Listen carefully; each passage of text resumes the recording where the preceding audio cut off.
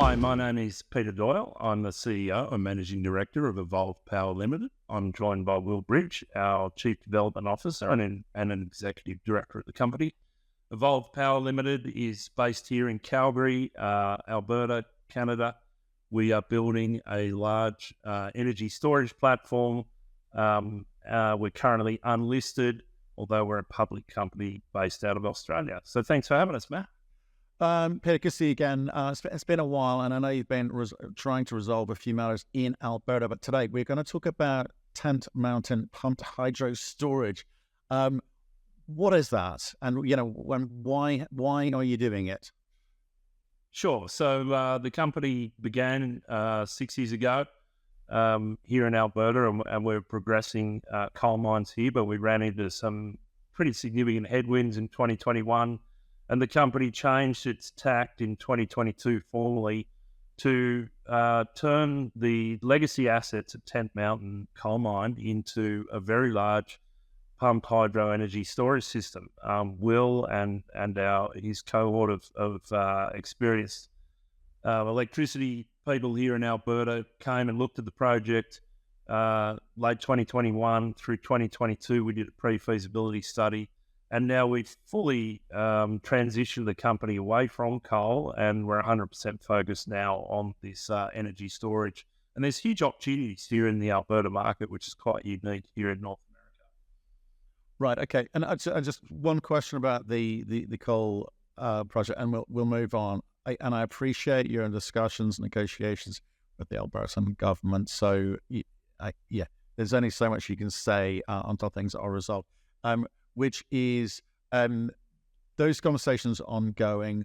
What are you after from them, and what do you think the likely outcome is from those discussions, which may benefit your shareholders?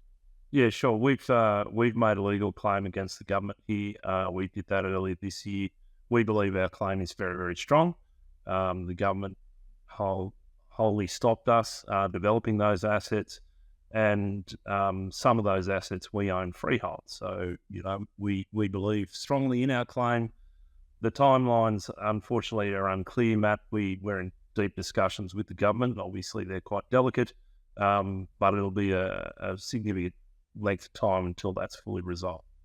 And we believe it'll be resolved in our favour. Right, okay. So short term, no one banking on that, but that's in the background. That's going to take a bit of your time and effort to hopefully conclude in some way, shape, or form those conversations. You and others, I should add as well, because I know there's a few other companies in the same boat here. Right, let's get back to this. We need to understand this technically, because pumped hydro storage is not something necessarily everyone understands. So in simple terms, you're doing what? Yeah, look, I might ask Will to explain it. He's the power expert. Is that? Yeah, no. So Matthew, the Tent Mountain mine was an active mine, and they stopped mining in 1983. And so up until 83, they took effectively the top off of the mountain. And so that's now filled with water. So we have a reservoir that's 300 meters above the valley floor. And the valley floor is disturbed industrial land as well. And so the opportunity is to run a penstock and build a powerhouse, run the water down the hill when the power is needed by the market, and then pump it back up when it's not needed. And what's interesting about this opportunity is that Alberta is a prairie province. There really is very little hydro in Alberta, and we're turning off the coal, and it's getting very hard to build natural gas-fired generation. So the need for storage has grown massively in the last 5 years, and there really aren't any other sites. Right, but how do you make money? Well, I mean, you're pumping it down the hill and then pumping it back up. How does that work? Yeah, so there's huge volatility in the power market. The Alberta power market is an hourly market. It's an energy only hourly market, and so the prices range from $0 to $1,000 a megawatt hour. And so when the prices are very high, you're discharging. When prices are very low, you're charging. So it's really it's an arbitrage between low and high priced hours. It's a significant arbitrage opportunity, Matt. So prices here have more than doubled over the last 3 years compared to the previous 3 years. Power prices are significantly higher. People are looking to, diffuse those costs or reduce them. The opportunity for us is in the pump hydro at Tent Mountain is to store energy, buy it when it's low, sell it when it's high, and it does make impressive returns. So that I'll just jump in there. So much so that we managed to sell 50% of the project to one of Alberta's incumbent power companies, been here over 100 years in TransAlta. They purchased 50% of the project in April this year. They paid a headline price of 25 million Canadian. There's milestone payments to earn as the project develops. They are the project developer. It's a 50-50 joint partnership, and we have some staff members working in that team, and Will and his colleagues are managing that for us. And what we managed to do as we transition the company away from coal and towards energy storage is understand the market here a bit better. Will and the members of Boost, our consultants, showed us that there's great opportunity here in Alberta, and we're now embarking on a new element of our business in capturing more of that storage capacity here in the electricity market through the placement of mid-sized batteries, $20 to $30 million placements of batteries into the electricity market to play that arbitrage on in much smaller bites than the pump hydro. Okay, so if you don't mind, I want to look at what it's going to cost you and what you're going to make in that order. So you've got $25 million, although you've kind of got various milestone payments to be able to achieve that. So over what period of time, and what are these milestones that you need to deliver on to actually get that $25 million bucks in? Yep. So 2024, 25. So the rest of this year and next year and the following year is the development of the asset pre-construction. So delivering a final feasibility study, front end engineering and design that'll underpin an EPC contract, and then the sale of the power is the logical progression. When we get permitted in 2025, we receive a $3.5 million milestone. And when we sell a power purchase agreement, we receive another milestone. And at that point, the project will be ready for a final investment decision by the partnership. So that's our call and TransAlta's call, and we expect to make that in late 2025. So that's when we'll hit the milestones. The amount to spend between now and then is approximately 7.5 to 8.5 million Canadian, our half of the spend to develop that.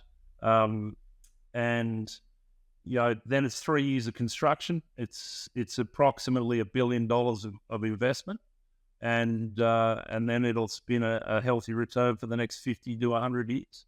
Okay, well, let's look at that. So some numbers will scare some people in there, I suspect. Okay, so the monies that you're receiving in these milestone or stage payments, depending on delivery of what certain criteria between now and the end of 2025, that effectively covers the consultants that you're using to do this. So are you going to be, because the idea here is to kind of list in Canada, is that right?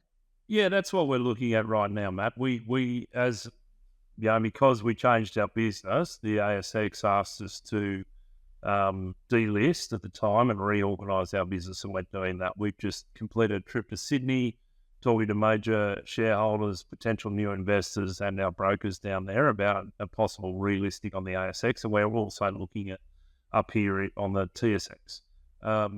It's likely that we'll make that decision later this month, and then after that, we'll announce where we're going, and we'll do a small raise to get us there, and then an IPO or an RTO, depending on where we go.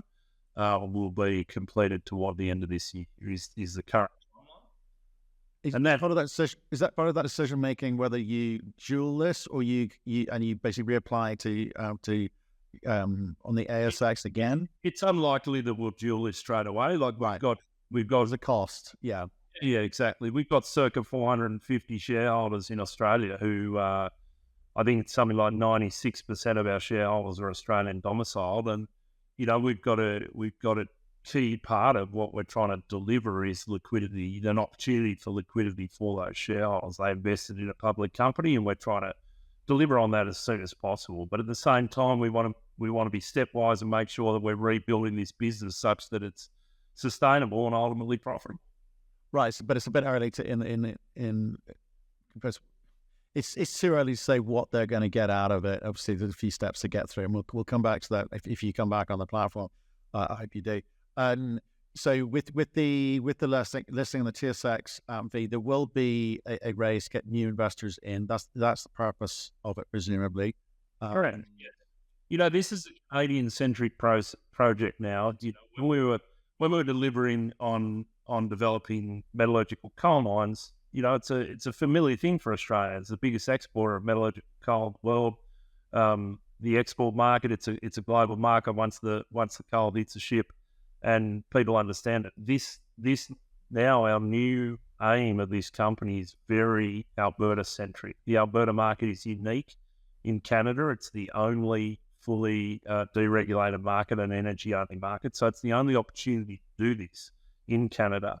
The assets are here in Canada, and we're here in Canada. So it's a Canadian story, and likely that we will find support here in the Canadian market from Canadian investors looking into this renewable green product that we're delivering. Right. Okay. So, again, sticking with the money. So, with that 25 million over those phases here, which would be a kind of to get you to a construction decision. Is that right? Okay. So, all the way through the phases as far as economic studies are concerned, and then you talk about probably $1 billion construction number. Now, whichever way you look at it, that's a lot of money for you guys to think about, even as a 50% shareholder, and even with a big energy company, with the other 50%. How do you possibly even contemplate doing that, or is this just an exercise of getting it through to a construction decision and then flipping it out to someone else to deal with? That's certainly a pathway that's a significant possibility, but we're not closing off any potential ways to monetize our position. Right now, we need to fill that gap, if you like. So we've got a significant development period where TransAlta's running the project, and they're very determined to get this thing through a financial decision and built, and we're enjoying being their partner as that. So in the meantime, Evolve Power needs to develop its own identity and its own capacity to fund itself. So what Will and our power team have come up with is, because of the ability in Alberta to play on the arbitrage, to capture arbitrage daily, there's an opportunity to build smaller capacity energy storage in the form of batteries, and do that either in the market, front of meter, or behind the meter to industrial users. That's a much faster business to build. It can be cash flow positive within 18 months. And each emplacement of these, each customer that we capture is somewhere in the order of $20 to $30 million deployment, of which it should be able to be leveraged at around about 60 to 70%. And should return equity IRRs, which are pretty attractive for a new developing business. In the high teens for infrastructure is quite attractive. Yeah, it is. And so let me get started. So you've been sort of at this for a year. You've got another 2 years worth of studies to do, but then you'll be at construction decision. So in old language, mining language from before, that's really super quick, and it would be unheard of. But in the sector that you were in, that's perfectly plausible and reasonable expectation. I guess, Will, you've got to ask that, haven't you? Yeah, we are. So it's a lot of work's already been done.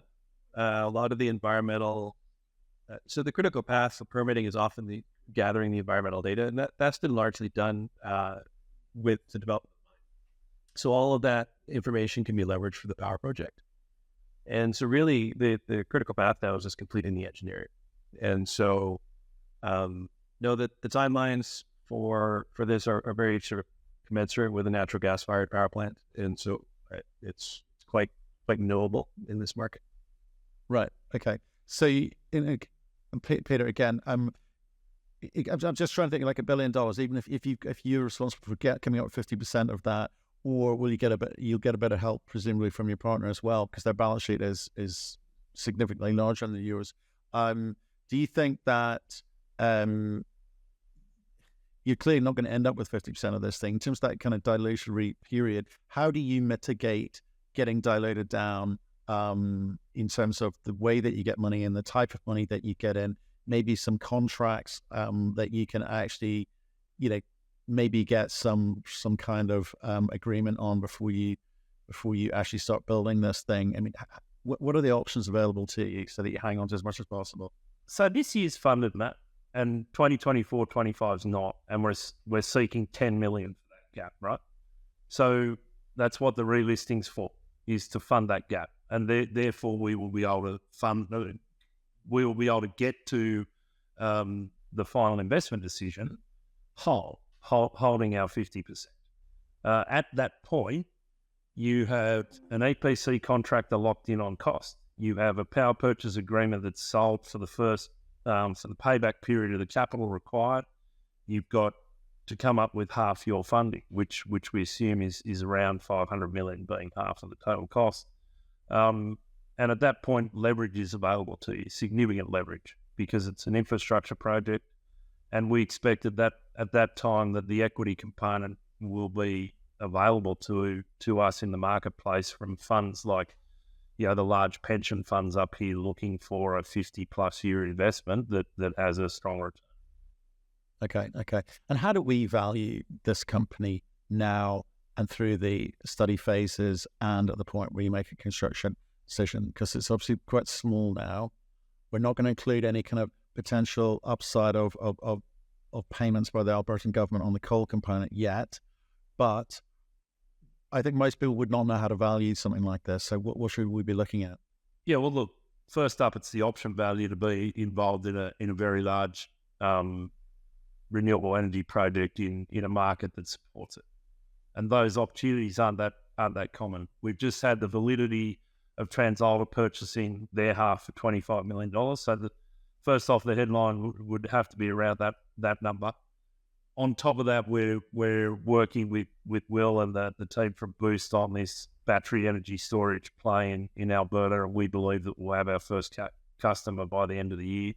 Once we lock that first customer in and start to build our first that will start that first project in 2024, we're getting very close then to being able to be valued on NPVs of cash flow. And the NPV of the pump hydro is already out there. You can look up our previous disclosures on that. And indeed, for the battery storage, it's got more attractive IRRs. It's just smaller placements of capital, right? It's $30 million a go. We expect to have $100 million of capital deployed by the end of 2025 on the battery storage. And so, at that point, it's returning strong returns, in the high teens on an equity IRR basis, and that'll be fed back into the business to support the capital that we need for the pump hydro. What are we worth right now? We closed off when we finished trading a year ago on the ASX at around $13 million Aussie. We've subsequently sold half of our business for $25 million. I think a viable value for the business is circa 30 to 50 million right now in its current form in Canadian dollars. Right. Okay. And look, we'll kind of come back to that as you kind of move through the phases, and we know more, more. Got to talk about, again, given where this has come from, in terms of, you've got one discussion going on federally and provincially with regards to the coal assets. This is obviously a new vehicle, a new project. What kind of support are you getting provincially and federally here? And also with regards to First Nations, you're going to need their support as well. So where are you with all of that? Yeah, well, I'll reverse it up and start with the First Nations. So we have very strong support. The First Nations was some of the most vocal opponents to coal, and we're turning a coal mine into a renewable energy project. You know, it's quite remarkable when you actually stop and think about it for a moment. We're very fortunate to have the physical asset that we do. You know, we own that land in the Rocky Mountains. It's unusual to have a water body that doesn't have fish in it at height that supports such a potential energy of the hydro system. We have agreed with TransAlta to take on a ownership or to offer an ownership position to the nearby First Nations to participate in the equity of the project. So you can't get much more support than owners. And so we're very happy or pleased, I guess, that we've been able to capture the attention of the First Nations and that they're willing to be partners with us. Provincially, the Alberta government needs projects like this. They between 2015 and 19, they decided to switch off all their coal-fired power plants. That was around about a third of the production capacity in the grid here in Alberta. So they've lost a third of their fossil fuel production, and they've replaced it with renewable production, which is, by its nature, intermittent. It's not dispatchable energy. It's just on when it's on and it's off when it's off. You need to be able to store that electricity somewhere for periods of time when it's dark and the solar panels aren't working and the wind's not blowing. And that's what pump hydro energy storage does for the system. So provincially, they're very aware of us. We've met at all levels of government. Locally, they're supportive, and up in Edmonton, they're very cognizant of this project and as supportive as they can be. Of course, we're a commercial business operating here, and whilst the government is supportive, at this stage they haven't granted us any funding. But we're still very proactive in suggesting that it would be helpful if the government would get involved at this sort of mid-stage. We've already buried quite a bit of money into this, and we've still got a bit of work to do to get it to a financial close. And then federally, I guess that's where we've got the biggest lift. In the fall last year, they announced an income tax credit, which is a rebate of up to 30% of our capital that we put in. That's a huge lift for the project. They cemented that in spring in their budget. It's still yet to become legislation, but the expectation is that we will receive a 30% rebate on the capital equipment that we spend, which is equivalent to about 300 basis points on the IRR, which is, really significant for a $1 billion investment. It is. Okay. What are the next steps? When can we next expect to hear from you? Well, I would say within a month. So within a month, we will have organised ourselves on where we're headed and what we're going to do with regard to relisting the company, and that'll be the next thing that we come to you and come to the market and announce. Maybe given it summer, maybe it's the end of September. But by the end of September, we're moving fast on that to get it done by the end. Okay, so with regards to the coal asset, those conversations ongoing. If there is some kind of settlement agreement, and if there is a financial component to that, who's the beneficiary of that, given this will be a new vehicle? Yeah, so we're still working on that. Right now, all the assets are held within the old parent company, which has purely changed its name from Modern Resources Limited to Evolve Power Limited. So all shareholdings are still whole within that.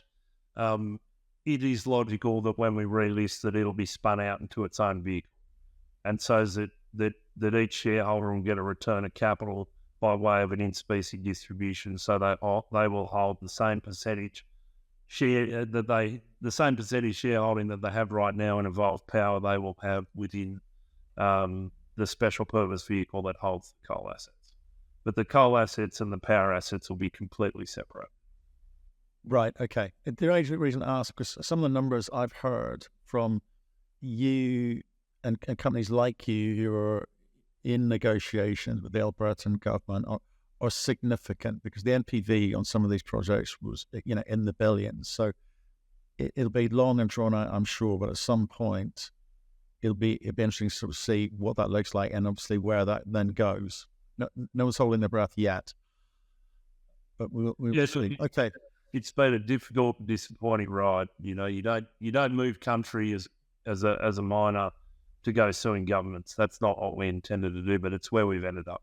You know, and those legacy assets still have value for sure. It's very difficult to, estimate when a settlement could or will occur.